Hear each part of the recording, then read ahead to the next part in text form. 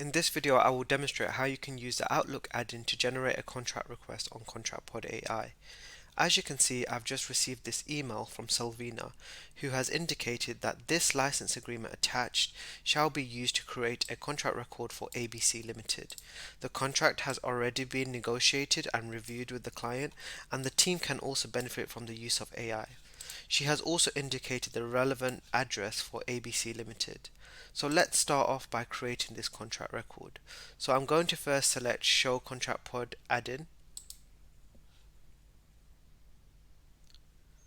And as you can see, I have two options. I have the first option, which is to generate a contract request which directly relates to our email, and alternatively I can request an approval, but this is not an approval email, so I'm going to click on the first icon.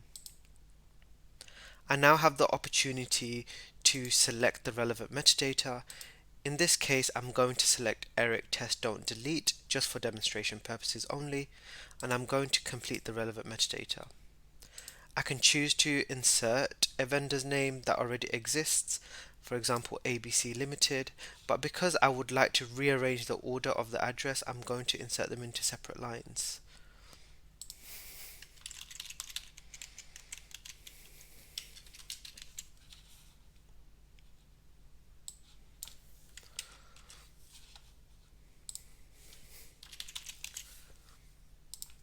And then you can proceed with assigning it to the relevant individual in your organization. I'm going to select it for myself.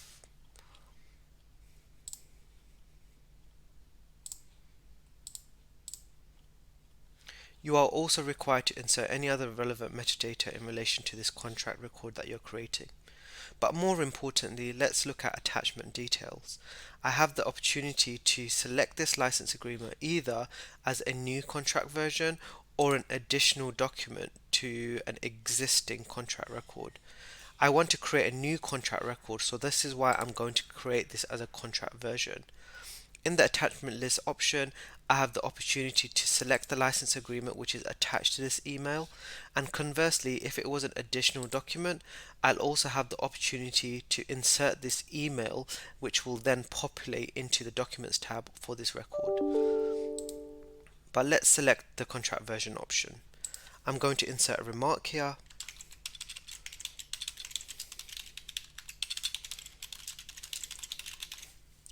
And now have the option to indicate whether this is a final signed copy and whether we should submit this for AI. So we know that this is not a final signed copy, or we don't have information as to knowing whether it has been submitted for DocuSign. So as a result, I'm not going to select this checkbox, but Selvina has indicated that this needs to benefit from the use of AI. So I'm going to click on this checkbox and finally click on Save and Continue. As you can see, a request has been created with this number. So if I was to go into the ContractPodAi platform and under this request, this document will be stored here.